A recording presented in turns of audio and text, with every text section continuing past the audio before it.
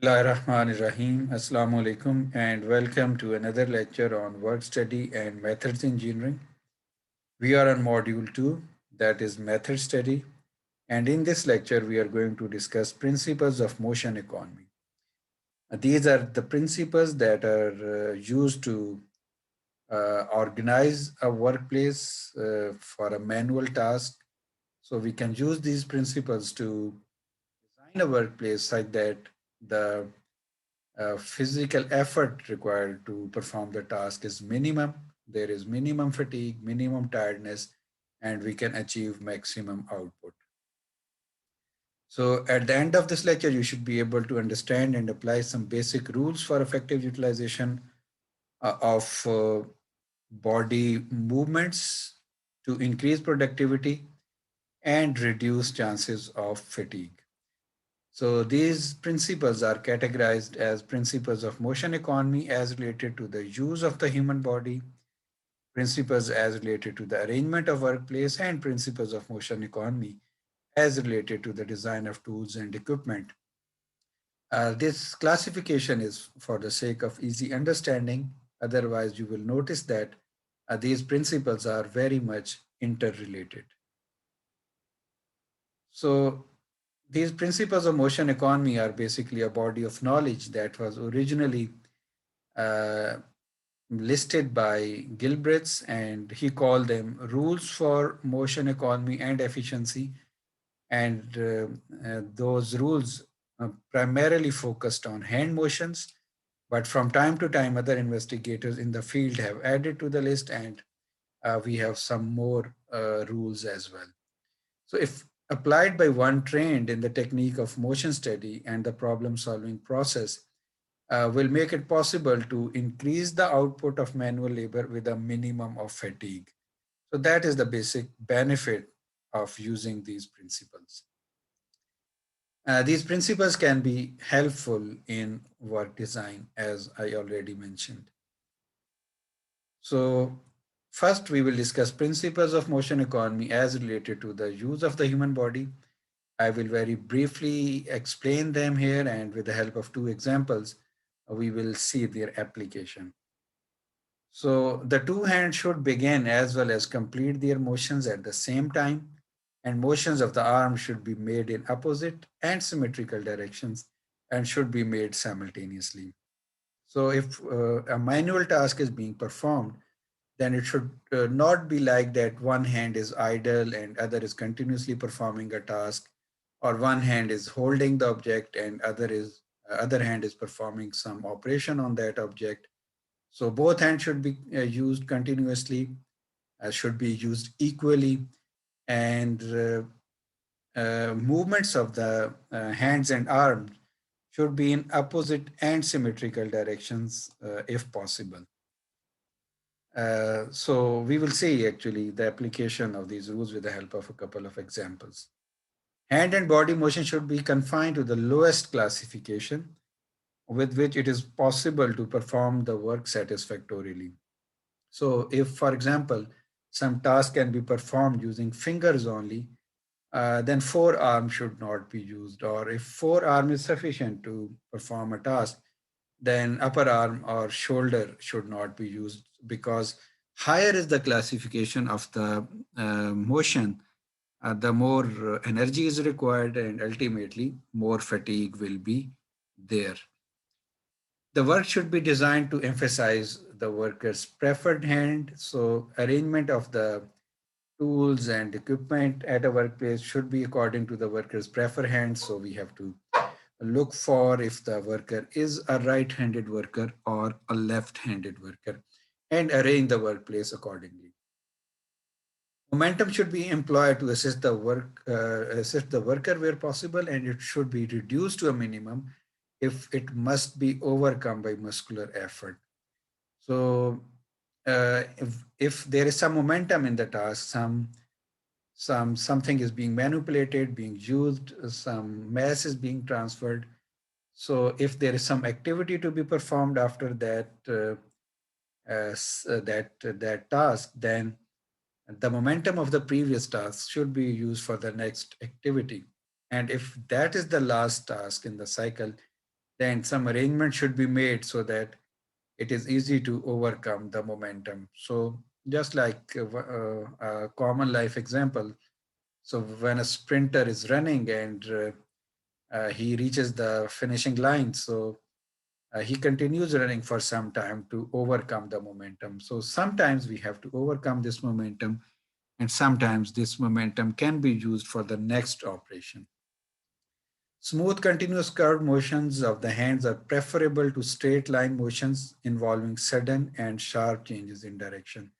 So naturally, the joints in human body uh, move the body parts in curved direction. So that is the natural path of movement. So if we have to move the body parts in a straight line, or there is a restricted movement, that is difficult to perform, but continuous curved motions are easy to perform. Work should be arranged to permit easy and natural rhythm where possible.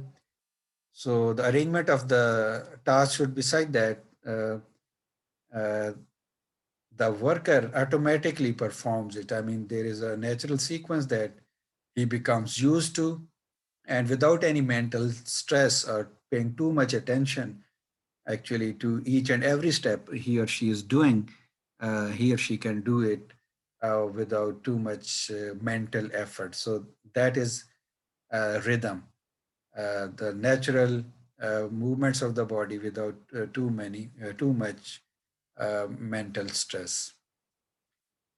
So the example of expert typist is an example you can refer to. So an expert typist is actually typing with a rhythm because his fingers have become so used to typing that he does not need too much attention as do the ordinary people who are not expert typists.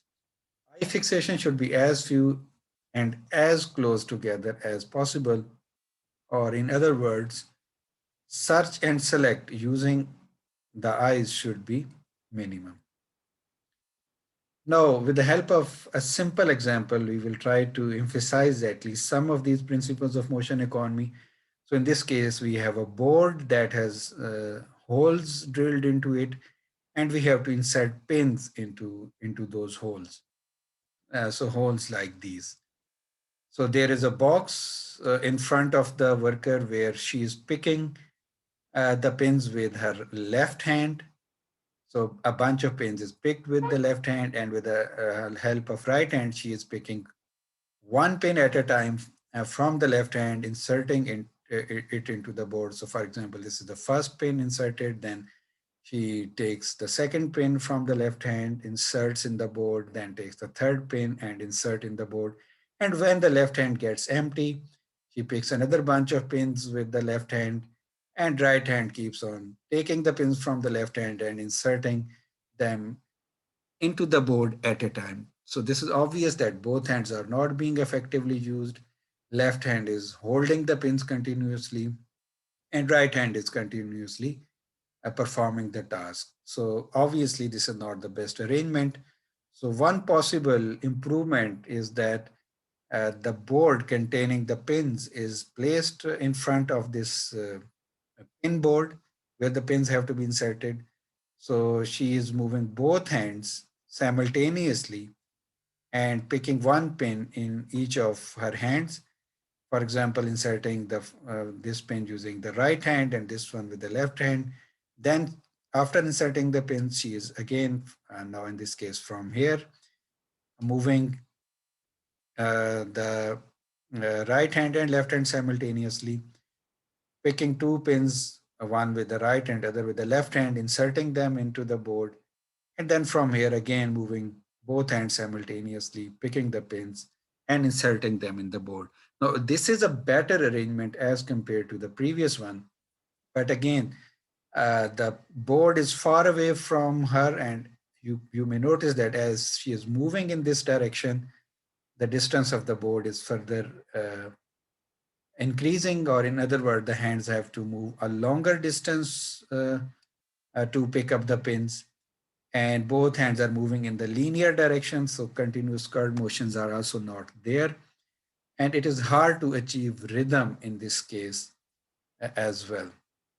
So an even better arrangement could be that if we had two boards, one placed on her right side and other on the left side, and both contained the pins because these are the pins of the same shape and size. And she could, for example, simultaneously move her hand, one to the right, other to the left, pick up a pin, insert both pins in the board, one with the right hand, other with the left hand, and again move one hand to the right pin, other to the left pin, pick two pins, insert them into the board, and so on. So, of course, in this case, both hands should be utilized. Both hands would be moving in opposite directions, one in the right, other in the left direction, and then both moving toward the board inside. And the movement could be more smooth as compared uh, here, because each time the hand should be moving at almost the same location within this bin as compared to increasing distance, as was the case when the board was placed here. And you could also see that rhythm could be achieved in this case as well, because same pattern of movements would be taking place and same amount of distance would be moved in each case. Now you could argue with respect to the sequence of inserting the pins, whether this is the best sequence because these two pins are inserted first, then these two pins, and so on. Or could some other sequence be used? For example, inserting two pins here, this one with the left hand, this one with the right hand, and then the next pair would be inserted here, and then final pair would be inserted here. So it could be argued, and we could analyze what could be actually the best sequence of insertion. But here, the hands are more uniformly being utilized, and the chances of fatigue are, of course, less as compared to the previous arrangement. So here is another example. Here we have a bolt on which we have to insert three washers. So first washer C, that is the lock washer, then washer B, and finally washer A at the bottom. So the diameter of washer C, this inner dia, and washer B is larger than this diameter of the bolt. So they can be easily placed onto the bolt, but this diameter of washer A is slightly less than this diameter onto the bolt. So it has to be pressed onto the bolt to hold these two washers B and C. So this is the final assembly that we achieve. So this is the bolt, and then at the top we have this washer C. Then we have this washer B, and this is the washer A, or the rubber washer. This is the previous or the old method. So we have this bin that is containing the bolt. Worker is sitting over here. So he picks the bolt with the left hand, and with the right hand, he first picks up the lock washers, places them onto the bolt, then moves the right hand again to pick up these steel washers and place them onto the bolt, and then move the right hand again to pick up the rubber washer and press it onto the bolt, and finally with the help of left hand dispose the assembly here. So in this case, the left hand is continuously holding the bolt and right hand is picking each washer and pressing it or placing it onto the bolt, and finally left hand is disposing the assembly. So you could very easily see that very similar to the previous example, the left hand is continuously holding the workpiece and right hand is continuously moving towards the bin to pick up the washers and then toward the bolt to insert the washers. So both hands are not being used equally. The movement is not smooth. Rhythm is very hard to achieve. So as a whole, the principles that we saw are being violated. And this is one of the possible solutions that was suggested.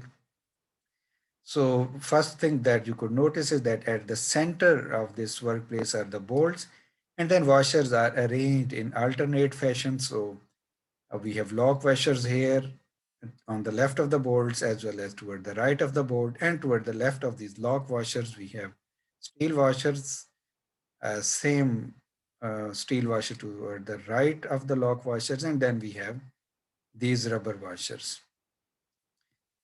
And the sequence of activities started in a way that left hand moves here and right hand moves here to pick the rubber washers, and that is the washer uh, to be placed first into this what we call sort of a fixture. So this is the washer A or the rubber washer that is first placed into this hole, and this is the counter board hole in this workplace, in this workstation.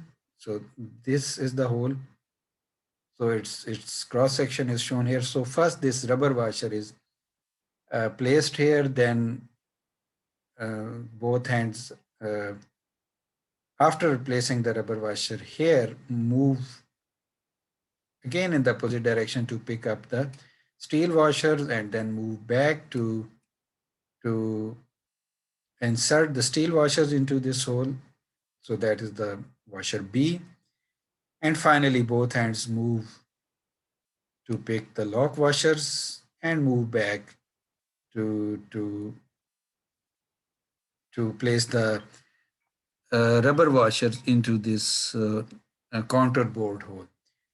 And finally, both hands move toward this bin containing the bolts, and in this uh, direction, press the bolt into this hole so that the washers are inserted, because washer C and B had larger dia than the diameter on the bolt, and this washer A had a slightly smaller. So once we press the bolt here, all three washers were assembled with the bolt. Then we removed bolt from each of these fixtures, and one of the bolt was disposed here, the other was disposed here. So that is actually the position here, and through gravity, this assembly actually was dropped into this container. So you could very easily see that most of the principles that we saw related to the movement of the hands are being followed. First, both hands are moving in opposite direction, and then both are moving inside in each of the cycle. There is a relatively smooth motion of the hand. So actually, there is sort of curved motion in at least some of these instances, and both hands are not idle at the same time, except for the end of the cycle. And you could easily achieve the rhythm in this case as well. So where possible, the relevant classification is being used. So in order to pick the bolt and the washers, of course, almost whole arm is being used, but in order to insert the bolt or washer into this fixture, only fingers or wrist is being used. Another principle that we will see later, that gravity is being used actually to feed these washers and bolts, because there is a slope into these containers. So once the worker picks washers from here in front of the bin, then the washers in the bin automatically drop because of the gravity, and the finished assembly is also moving through gravity into this bin. So that is one of the principles that we will see uh, in the following slides. So where possible, we should use gravity as well. So I hope this sequence is clear. So first, uh, the rubber washer A uh, is placed here, then washer B, washer C, and finally the bolt is pressed. And this is the details of the bin where the finished assembly is actually being dropped through gravity.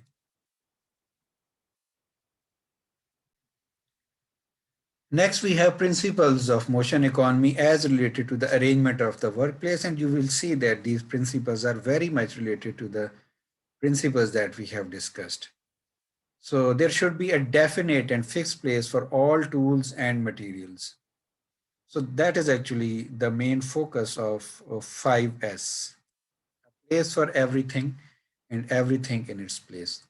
Tools, materials, and control should be located close to the point of use. Materials and tools should be located to permit the best sequence of motion. So these principles are very much interrelated. So everything should have a fixed place and it should be placed there. And the placement of tools, materials, and controls should be such that there is not too much effort required to pick them. And the arrangement of the workplace should be such that a best sequence of motions can be achieved. So again, the same example actually that we saw can be used to illustrate these principles, and we will see a couple of others as well. So each of the washers has a dedicated a bin where it is placed. So there is a definite place for each of the washers as well as for the finished assembly that is not shown here. That bin is not shown here.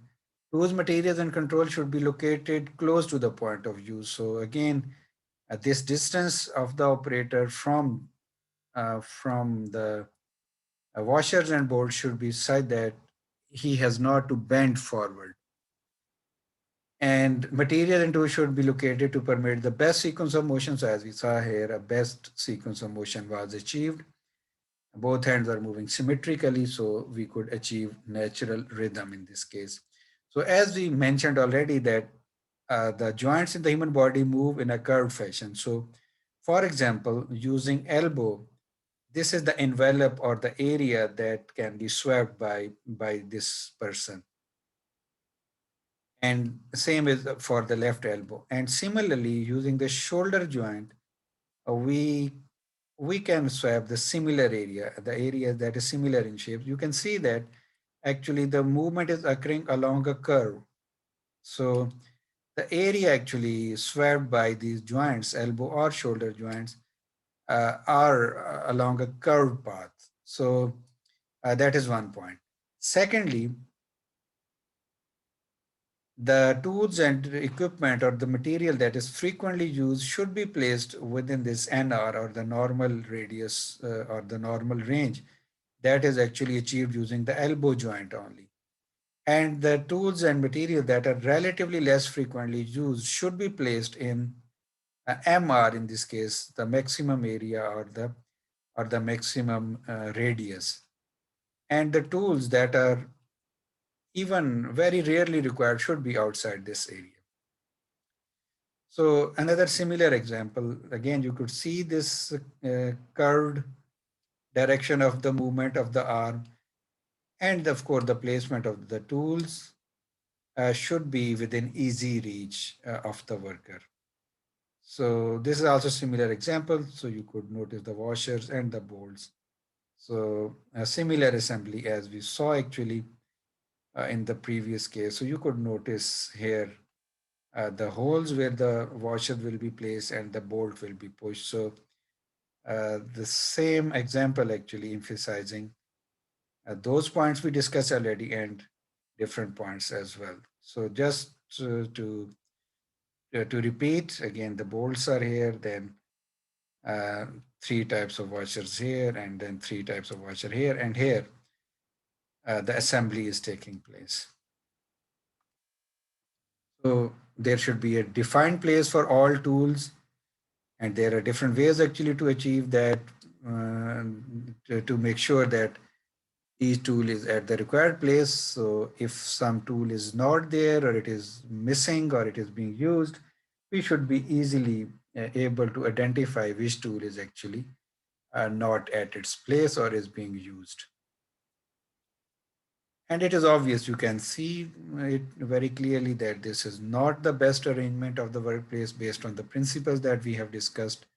The location as well as orientation is not appropriate in this case, but it is of course much better than this one. So I hope you can easily visualize and you can go through the text to get. Gravity feed bins and containers should be used to deliver material close to the point of the use, and drop deliveries should be used where possible. So we should use gravity to deliver the material to the point of use as well as to drop the finished product where possible. So of course, this bin is much better than this one. And we saw the similar in our example as well. Gravity feed bin, the one shown in figure A is much better.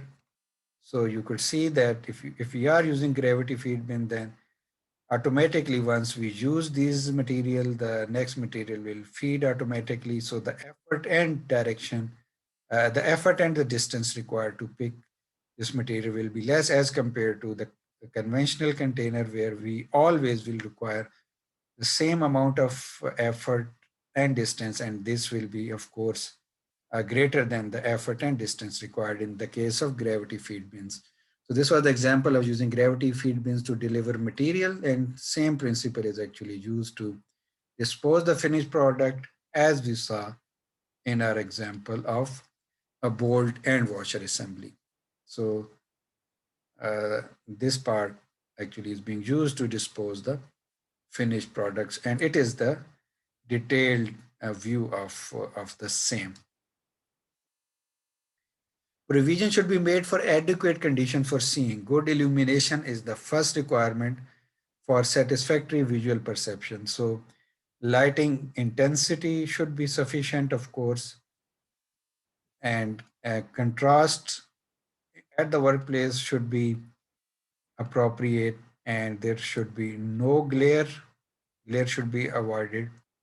And as a whole, the lighting should be sufficient to perform the task. And the lighting actually also depends upon the nature of the task. So fine tasks, precision tasks require more lighting as compared to some tasks that involve larger pieces or do not involve seeing the object in detail. The height of the workplace and the chair should preferably arranged so that alternate sitting and standing at work are easily possible, and a chair of the type and height to permit good posture should be provided for every worker. So the dimension, the height, and the depth and the width of the seat should be appropriate, and if possible, this seat should be adjustable to accommodate workers with different height as well as to allow sit stand posture if possible. I mean, worker perform some tasks by sitting in the chair and then perform some tasks in standing posture. So in this case, the fatigue will be reduced. Footrest should be used where possible. So there is a lot of detail on it actually. That is actually the topic of ergonomics. But in simple words, the dimensions, the height, etc., should be appropriate. And secondly, sitting and standing alternatively should be possible so that worker doesn't get tired in one single posture. Adjustability in the seat should be there, not only in the height, but if possible, the angle of the back should be adjustable, and footrest should be provided where possible, and there should be sufficient space actually for the feet to move in the forward direction as well. Finally, we have principles of motion economy related to the design of tools and equipment. The hand should be relieved of all work that can be done more advantageously by a jig, fixture, or foot operated device. So hand should not act as a fixture. It should be done using workpiece holding devices. Two or more tools should be combined where possible. So here you can see that actually we are having multiple spindle nut runner. that is tightening five wheel nuts at a once instead of using uh, the conventional uh, tool five times. And you can think of other tools as well that combine the uh, function of more than one tools. Levers, hand wheels, and other controls should be located in such position that operator can manipulate them with the least change in body position. So this relates to the machine design, that the placement of the tools and the handles and the levers uh, on the machine should be such that the taller worker do not need to bend too much and the shorter worker do not need to move the arm too much in the upward direction. So there is a complete field in ergonomics, a subfield that is called anthropometric design, where we take care of the body dimensions of the users to design the products and workplaces. So I hope you can think of other applications of these principles of motion economy and use them to better organize the workplace. Thank you very much.